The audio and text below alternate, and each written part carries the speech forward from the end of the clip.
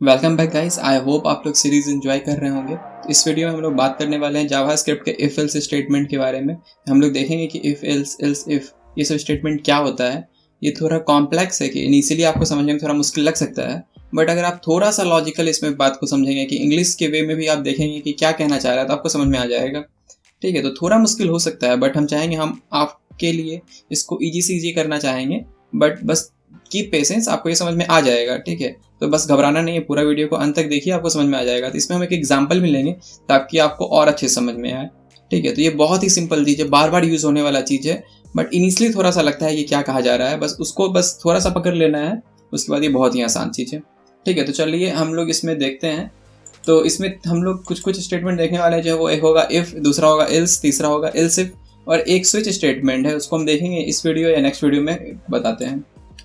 Okay, तो क्या है ये इफ एल्स स्टेटमेंट। तो हम लोग खेलते हैं कोड एडिटर में, तो बिकॉज आप लोग को वही पसंद आता है।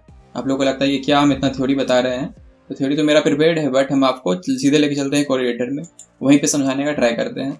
तो हम एक न्यू फाइल बना लेते हैं और फाइल का नाम रखते हैं 10.js। कूल। अब इसके अंदर क्या है ये इफ एल्स स्टेटमेंट। जैसे कि आपको हम 8 और 9 में ऑलरेडी थोड़ा थोड़ा झलक दिए थे इफ स्टेटमेंट का, कि कुछ भी अगर उसके अंदर ट्रू रहता है तो वो चलता है। कुछ मेरा कंडीशनल स्टेटमेंट होता है, जैसे कि मेरा इफ है, इफ के अंदर हम लिखे हुए हैं कि अगर ये ट्रू है, ठीक, इसके अंदर जो भी मेरा वैल्यू है, तो मेरा ये बात, इसके अंदर हम जो भी लिखेंगे ये कंडीशनल, इसको क्या कह सकते हैं, आई थिंक कंडीशनल स्टेटमेंट कह सकते हैं हम लोग। तो जो भी मेरा कंडीशनल स्टेटमेंट है वो मेरा यहाँ पे चलेगा। में हम क्या कहते हैं कि दो स्टेटमेंट, अभी तक आप इफ देखे तो इसके साथ एक एल्स भी होता है कि अगर मेरा ये सपोज नहीं काम किया तो इसके अंदर मेरा जो भी रहेगा वो चल जाएगा। जैसे इसके अंदर हम लिख देंगे कि a इक्वल टू b। ठीक है, तो जैसे हम लिख दें a इक्वल टू b, तो मेरा a तो b, a चलिए यहाँ पे हम वेरिएबल बता रहे हैं, लेकिन अगर हम इसको स्ट्रिंग बना दें तो क्या मेरा a स्ट्रिंग जो है b के बराबर है? नहीं है, तो कभी भी इफ वाला स्टेटमेंट नहीं चलेगा, लेकिन मेरा एल्स वाला स्टेटमेंट चल जाएगा। तो इसी को हम लोग कहते हैं कंडीशनल स्टेटमेंट। और ये मेरा जावास्क्रिप्ट का इफ एल्स आपको हम समझा रहे हैं। तो चलिए हम पहले ऊपर में कुछ एक एग्जांपल आपको दिखाई देते हैं। एक इसी को पहले सिंपल करते हैं, console.log। इफ ये इफ ब्लॉक है तो हम कह देंगे इफ ब्लॉक इज रनिंग।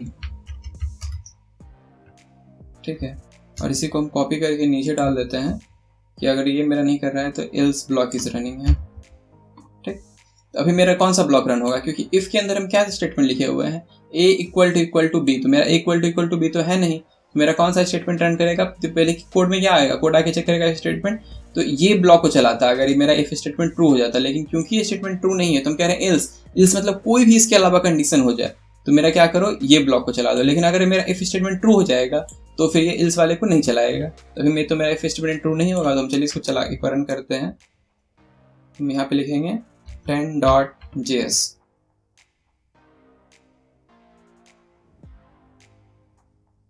तो कुछ भी नहीं आया, सेव नहीं था। ओके, वापस से हम सेव करके रन करते हैं, तो मेरा आ रहा है एल्स ब्लॉक इज रनिंग। तो मेरा एल्स ब्लॉक रन कर रहा है, जो कि सच बात है, एल्स ब्लॉक मेरा रन कर रहा है। लेकिन हम यहाँ पे अगर लिखते हैं a इक्वल टू a, तो ये तो मेरा सही बात है, a मेरा a के तो इक्वल होगा ही, और इसको रन करते हैं तो मेरा आ रहा है a ब्लॉक इज रनिंग। तो मेरा अगर ये कंडीशन सही होता है, इसके अंदर हम जो भी लिखे हैं ट्रू होता है, हम ऑलरेडी आपको सब चीज़ बता चुके हैं, तो अगर इसके अंदर जो भी लिखा हुआ है वो उसका आंसर ट्रू आता है तो ये सब मेरा ये वाला कोड रन करेगा, ये ब्लॉक।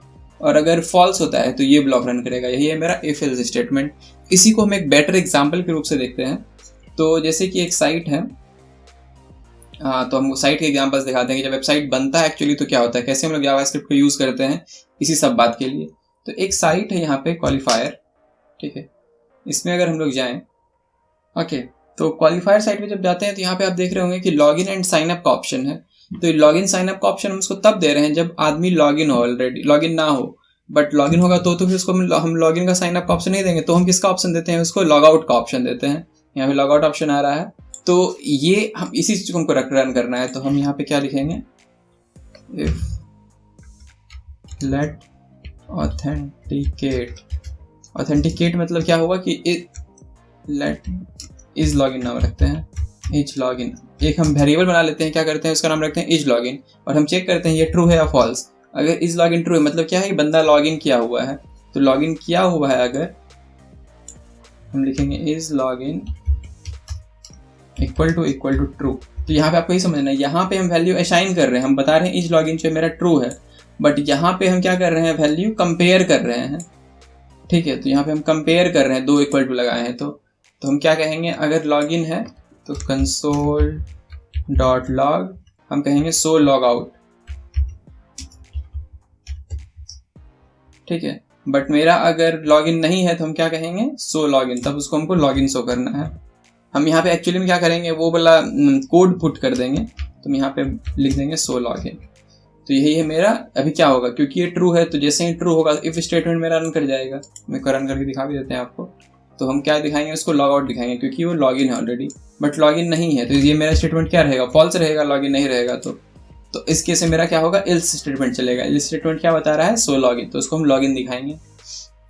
तो ये था मेरा एक छोटा सा एग्जांपल इस केस में। ये जावास्क्रिप्ट में आप देख सकते हैं, इस तरह हम लोग वहाँ पे एक्चुअली प्रोडक्शन में हम लोग इस तरह लिखते हैं कि लॉगिन है तो उसको लॉग आउट दिखाओ, अगर लॉगिन नहीं है तो उसको लॉगिन दिखाओ। तो ये था मेरा। यहाँ पे एक खास बात आपको देखना होगा कि क्योंकि इज लॉगिन जो है, यहाँ पे हम उसको ट्रू रू से यहाँ पे करने का कोई झंझट नहीं होता है मेरा। हम इसके अंदर हम क्या चाहते हैं, इस ब्लॉक के अंदर हमको क्या चाहिए, इस ब्लॉक के अंदर चाहिए हमको कि या हमको आंसर ट्रू मिले या फॉल्स मिले, तो हमको यहाँ पे इसको चेक करने का जरूरत ही नहीं है। हम सिंपली क्या कर देंगे, अगर हम इस ब्लॉक के अंदर लिखते हैं इज लॉगिन, तो इज लॉगिन अगर हम ब्लॉक के अंदर लिखें तो इसके अंदर क्या आ जाएगा, ब्लॉक के अंदर इज लॉगिन एक्चुअली में मेरा क्या है, फॉल्स। तो इसके अंदर सीधा इफ स्टेटमेंट के अंदर मेरा क्या आ जाएगा, फॉल्स। तो जैसे ही फॉल्स आया तो मेरा ये वाला कोड नहीं चलेगा, फॉल्स आने पे ये वाला मेरा चल जाएगा। तो हमको वहां पे कंपेयर करने का कोई जरूरत था ही नहीं, क्योंकि ये ऑलरेडी बाइनरी में है। वो बस आपको हम दिखाने के लिए दे दिए थे। यहाँ पे देखिए फिर भी ये काम कर रहा है। ठीक है, इसको अगर हम ट्रू करते हैं जस्ट फॉर द सेक कि ये काम करता है ऐसे भी, तो ये देखिए काम कर रहा है। ठीक है, अब हम लोग का बात आता है कि इफ इल्स तो हम लोग समझ गए भाई। अब इसके आगे क्या है, इफ इल्स में क्या होता है कि और भी इल्स इफ होता है।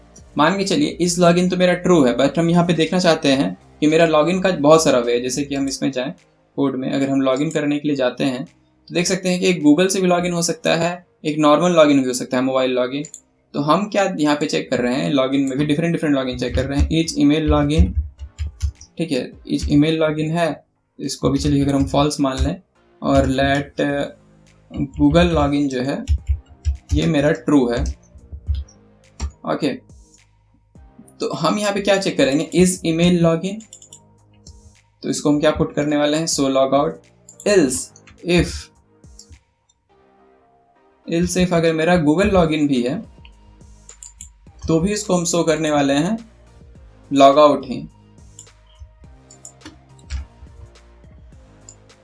इसको मैं एक और वे से लिख सकते थे, बट यहाँ पे देखिए क्या होने वाला, इफ या एल्स इफ, और वापस से हम यहाँ पे क्या लिख देंगे, एल्स। अगर ये से मेरा कोई भी स्टेटमेंट नहीं चला तो उसको हम क्या बोल देंगे, समझाते हैं आपको, 1 मिनट में थोड़ा सा आप देखिए, इसको हम लिख लेते हैं पहले। तो सो लॉगिन, तो यहाँ पे मेरा देखिए स्टेटमेंट क्या कहेगा। यहाँ पे सबसे पहले हमको दिया हुआ जो है गिवन में वो है कि ईमेल लॉगिन फॉल्स है और गूगल लॉगिन मेरा ट्रू है, क्योंकि कोई आदमी गूगल से लॉगिन किया है। तो ये जब चेक करने आएगा तो देखेगा कि क्या ईमेल लॉगिन है, तो ईमेल लॉगिन नहीं है, तो मेरा क्योंकि फॉल्स है तो ये स्टेटमेंट मेरा खत्म हो जाएगा। इसके नेक्स्ट चेक करेगा एल्स इफ, वापस से इफ आया है, तो इफ में फिर से क्या लिखा है, गूगल लॉगिन है, तो गूगल लॉगिन तो मेरा है भाई ट्रू। तो जैसे ये ट्रू हुआ तो इसके अंदर जो भी स्टेटमेंट होगा वो चल जाएगा। सपोज कीजिए दोनों फॉल्स है कि हम मेरा किसी से लॉगिन ही नहीं है, तो जैसे ही दोनों फॉल्स हुआ, तो जब दोनों फॉल्स होगा तो मेरा क्या चलेगा, एल्स स्टेटमेंट चलेगा, अगर मेरा सारा कंडीशन फॉल्स हो जाए। तो इस तरह हम बहुत सारा एल्स इफ लिखा सकते हैं। जैसे यहाँ पे तो एल्स इफ एक लगाया है, मान के चलिए मेरा फेसबुक लॉगिन भी है, ट्विटर लॉगिन भी है, तो यहाँ पे बहुत सारा एल्स इफ हो जाएगा। इसके साथ साथ हम इसको और या चाहते तो हम सीधा इसको यहाँ पे भी डाल सकते थे। जैसे हम इसको डाल देंगे और कि भाई या तो ईमेल लॉगिन हो या तो गूगल लॉगिन हो, दोनों केस में आपको क्या करना है, आपको करना है सो लॉग आउट। और अगर दोनों में से कोई यहाँ पे और लगाए हैं तो यहाँ पे आप समझ सकते होंगे कि उसका क्या यूज था। आपको हम बोले थे उस वीडियो में कि यहाँ पे हम लोग समझेंगे, तो यहाँ पे हम और लगाए तो दोनों में से कोई भी एक ट्रू हो जाएगा तो हम उसको सो लॉग आउट दिखाएंगे। अगर दोनों में से दोनों का दोनों भी ट्रू हो जाए तो चलेगा, बट दोनों में से कोई दोनों अगर फॉल्स हो गया तो फिर मेरा ये एल्स स्टेटमेंट चलेगा। तो यहाँ पे मेरा क्योंकि दोनों फॉल्स है तो मेरा क्या चलेगा, एल्स स्टेटमेंट। जैसे कि दोनों फॉल्स है तो मेरा एल्स स्टेटमेंट चल गया, सो लॉगिन। बट एक को भी हम ट्रू कर देते हैं, जैसे हम फर्स्ट वाले को ट्रू कर दिए तो ये मेरा क्या चल जाएगा, फर्स्ट स्टेटमेंट ही चल जाएगा, क्योंकि एक भी ट्रू हो गया। तो ठीक है, तो यहाँ पे आपको खास बात रखना है कि हमेशा ये सबको स्मॉल में रखना है, जैसे इफ स्मॉल में है, एल्स स्मॉल में है, ट्रू स्मॉल में है, फॉल्स स्मॉल में है, क्योंकि ये भी एक जनरल मिस्टेक है लोग करते हैं। इसमें चलिए एक हम छोटा सा प्रोजेक्ट करते हैं, इफ एल्स इफ हम लोग सब समझ गए हैं। छोटा सा प्रोजेक्ट हम लोग क्या करते हैं कि हम इसमें, मेरा जैसे कि होता है साइट, इसमें बहुत सारा डेजिग्नेशन है। डेजिग्नेशन इन द सेंस कि पब्लिक आता है तो उसको पब्लिक साइट दिखाते हैं, जब अगर मेरा कोई एडमिन आता है तो उसको एडमिन का डैशबोर्ड दिखाते हैं, जब मेरा मैनेजर आता है इसको, क्योंकि इसमें बहुत सारा क्या है कि आपको प्रैक्टिस टेस्ट मिलेगा, तो प्रैक्टिस टेस्ट कोई तो ऐड करता होगा। जैसे यहाँ पे अगर आप जाते हैं प्रैक्टिस करने के लिए, तो आपको प्रैक्टिस करने के लिए बहुत सारा चीज़ मिलता है, गवर्नमेंट एग्जाम, प्लेसमेंट एग्जाम, तो कोई ना कोई तो इसको ऐड कर रहा होगा। तो जो टेस्ट ऐड करता है, फिर देन मेरा टेस्ट सीरीज है, कोई टेस्ट सीरीज ऐड करता होगा, तो सबका एक एक एडमिन है।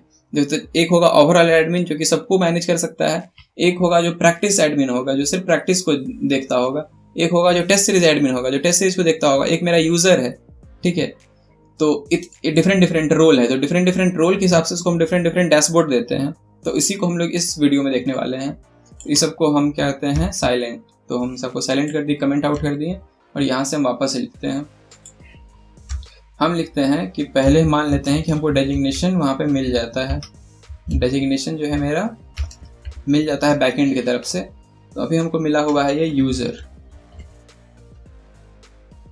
ठीक है, तो इसीलिए हम इसमें डिफरेंट डिफरेंट स्टेटमेंट लिखने वाले हैं। हम क्या बोलेंगे, if designation equal to admin, तो क्या करो उसको, console.log गिव ऑल फंक्शनैलिटी। अगर मेरा एडमिन है तो उसको सारा फंक्शनैलिटी दे दो। अभी इसको हम सिर्फ कंसोल कर रहे हैं, उसमें बेसिकली हम लोग क्या करेंगे, इस कोड ब्लॉक में हम उसको सारा फंक्शनैलिटी देने लग जाएंगे, सारा चीज़ का परमिशन। या हम बोलेंगे अगर ऐसा नहीं है तो हम क्या बोलेंगे, एल्स इफ ऐसा नहीं है और मेरा डेजिग्नेशन जो है ये मैनेजर का है, ये टेस्ट मैनेजर का है,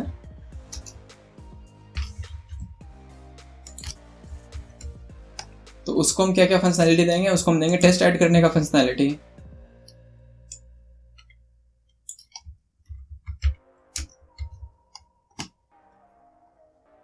इसी चीज को हम कॉपी पेस्ट कर लेते हैं, कंट्रोल शिफ्ट से। हम कहेंगे डेजिग्नेशन जो है मेरा प्रैक्टिस मैनेजर का अगर है तो उसको प्रैक्टिस ऐड करने का दो।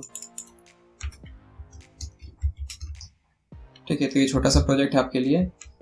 और हम एल्स में लास्ट में लिख देंगे अगर मेरा कुछ नहीं है, एल्स इफ डेजिग्नेशन मेरा यूजर है तो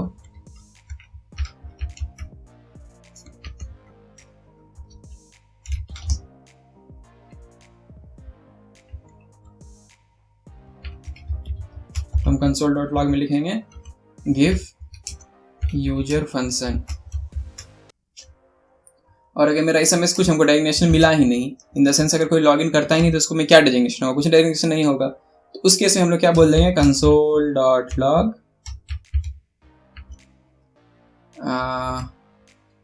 न्यू यूजर हम लोग कह देते हैं, न्यू यूजर फंक्शनैलिटी क्या होगा,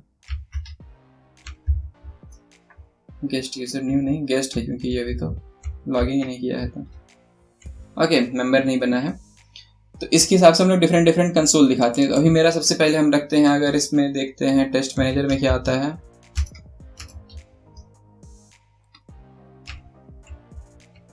तो देखिए इसको अगर हम रन करें,